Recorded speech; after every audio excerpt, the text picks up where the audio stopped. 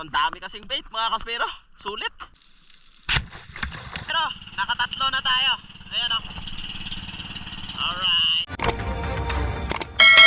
Wala na tayong intro at ito yung unang araw sa paghahunting natin ng mga pelagic dahil nandito na ang ating hinahanap, yung mga grupo ng sardines. Dahil dito tayo nakakapana ng mga pelagic like tanigi, GT at mga rainbow runner. Minsan meron ding malalaking isda at mga dugtong tuna. At ito, medyo napalaot tayo ng kaunti dahil yung mga bait pumunta dun sa laot mga kaspero, kaya ito hindi ako sumagad at meron tayong agad nakita na isang malaking tanigi o king mackerel at yung tinira natin tinamaan naman mga kaspero, kaya ito yung huli natin sa unang araw ng paghahunting natin ng mga pelagic.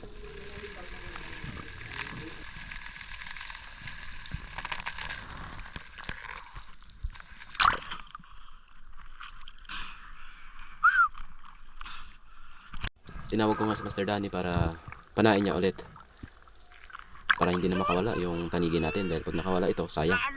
Kaya pinana niya ulit at secured na itong king mackerel natin dahil umabot din ito ng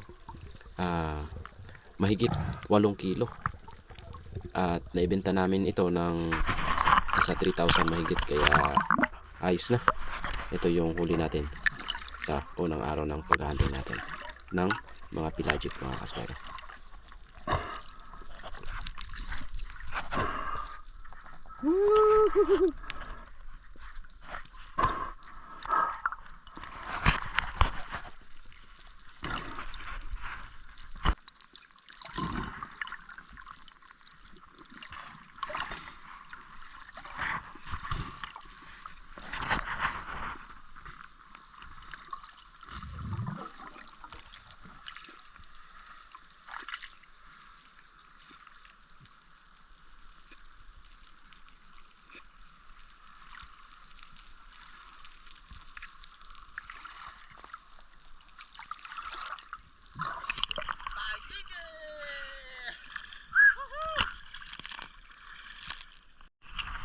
Naka 1-0 na tayo mga kaspero. Sayang yung kay Master Danny, nakawala. Dalawa na sana. Okay lang. Kinabukasan nagdive ulit kami lang ni Master Danny at nandito ulit yung mga sardines, kaya ibig sabihin nandito rin yung mga pelagic. Bumaba ako around 16 meters at medyo may kalabuan pa rin yung tubig dito sa amin. At yan, nagbabantay na ako sa paligid, baka may biglang dumating na pelagic or dugtong tuna at saka tanigi. At yun nga, meron akong natanaw dun sa taas na isang good size na tanigi, siguro around 7 kilos na rin ito. Kaso lang nung nakita niya na nandun ako sa baba at hinabol ko, ayaw magpahuli mga kaspero, sayang.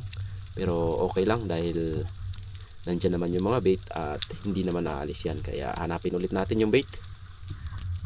At narito na yung mga bait mga kaspero, sobrang dami talaga, ang kapal. Ayan, bumaba ako agad dahil nagsisibulabugan sila, hindi sila mapakali kung saan pupunta. Pag ganyan yung behavior ng mga sardines, ibig sabihin hinahunting sila ng mga malalaking isda. Ayan, bumaba tayo dito at nag-drop. At meron agad akong napansin na isang tanigi doon sa gilid, kaso lang hindi gaano kalaki, kaya ayun yung tinuro ko. Pero kung napapansin nyo mga kaspero, yung itim na yan na mahaba, ayan yung grupo ng sardines papunta sa tabi. Grabe, sobrang dami talaga. Nung dumapa ako sa ilalim, parang tulay. Ayan. At eto, bumalik yung king mac, kaya hinanting ko na. Good size na rin ito. At pinana ko kahit malayo. Buti tinamaan naman mga kaspero. At ito yung unang isda natin sa ikalawang araw ng paghahunting natin ng mga pelagic dito sa mga bait na sardines. Ayos, sana makadagdag pa tayo ngayong araw para sulit yung dive natin.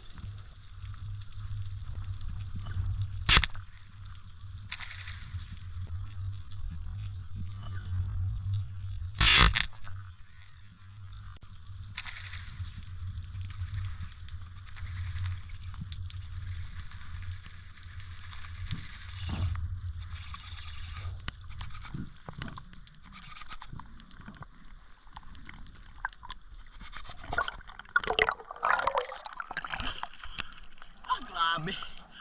Ang dami sardines.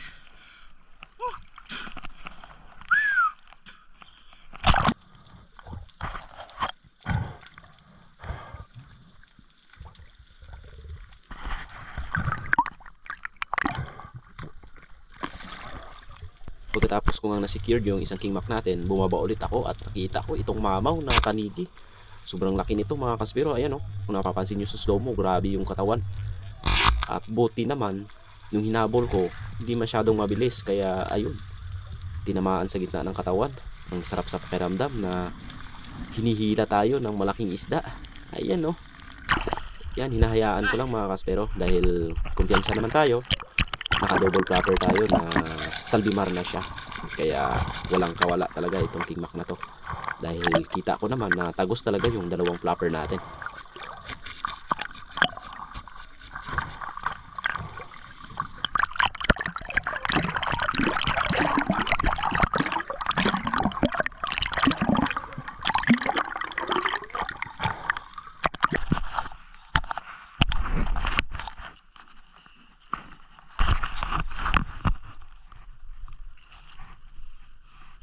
Laki. Ayun na. Oh, ang haba mga kaspero. Siguro mga 10 kilo to. Okay. Ang ganda ng pagkatawa. Ayos. Pangalawang king mac, medyo maliit yung una pero bumawi tayo sa pangalawa. So, ang dami kasing bait mga kaspero. Sulit. Laki oh. Okay.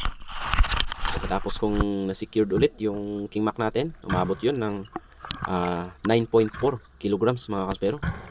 Medyo malaki yun kaysa sa unang king mac natin. At hinanap ko ulit yung mga grupo ng mga sardines. At eto, grabe, napakakapal talaga mga kaspero. Kaya hindi ka talaga masisiro na pelagic pag ganito karami. Yun nga lang, pahirapan lang talaga kasi hahabulin at hahabulin mo itong mga sardines. At kasi mabibilis sila dahil hinahabol din sila ng mga pelagic.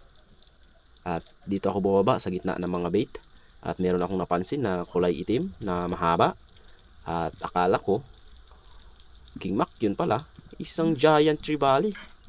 Ayun o, nung finish call ko, bumalik pa at saka humarap. Ayan, yun, tinamaan mga kaspero. Meron pa yung dugtutuna sa taas, pero ito na yung pinana ko para focus tayo sa isang target lang. Dahil good size na rin itong giant trevally natin. Umabot nito ng 5.5 kilos. At ito na rin yung huling isda natin sa araw na ito. Dahil kuta na tayo. Ayan, nakatatlong piraso tayo sa second day natin na paghahunting ng mga pelagic. So bukas, magdadive ulit tayo. Hahanapin ulit natin itong grupo ng mga sardines para mag-harvest ulit tayo ng mga pelagic.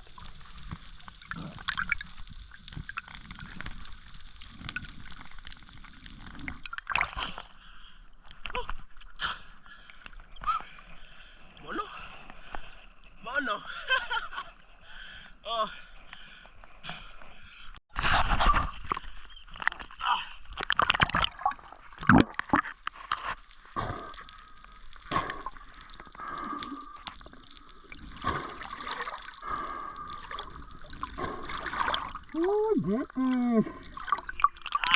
GT ba? GT. May kickback na. May GT pa. Ayun o. Pangatlong isda. Yes. Alright. Lapit ulit natin. Sana.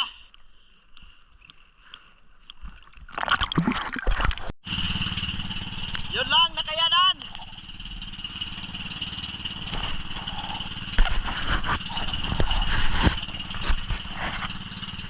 Gota na tayo mga kaspero.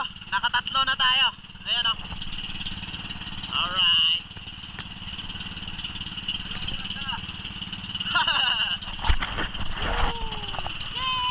Dalawa lang kami. Dalawang oras lang. Dalawa lang. Dalawa lang.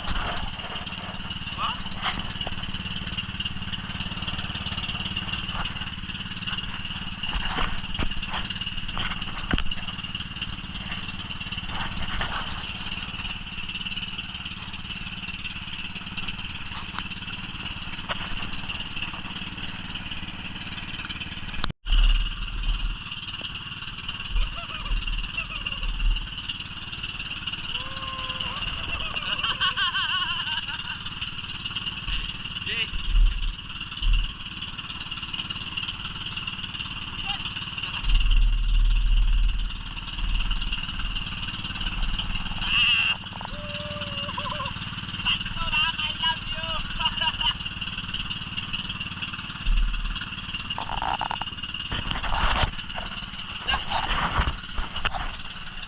Woo! Pwede na. Pauwi na tayo. Bukas naman daw. Ayan. Meron nang bumibili ng isda natin mga kaspero. Ayan sila.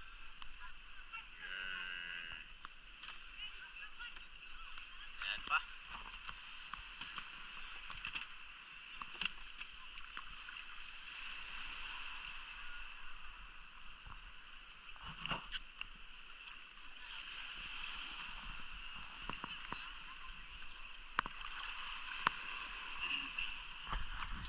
Laki ng isa. Mahaba. Isda mga kaspero. Wala na yung isda natin. Pero naging pera. Pera yung isda. Ayan o. Ayan.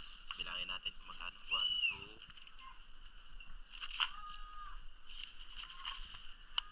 3,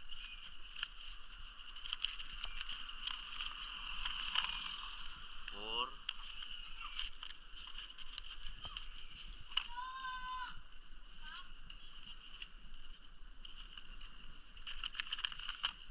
5, 1, 2, 3, 4,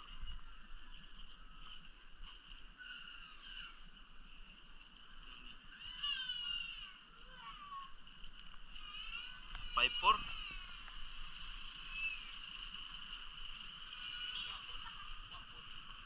Walo.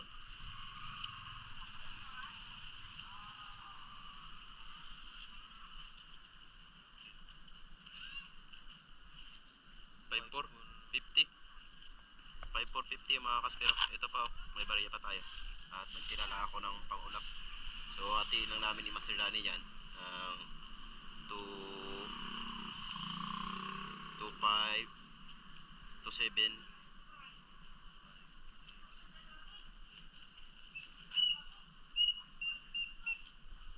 Oh, bili namin ng biskwit tsaka tinapay.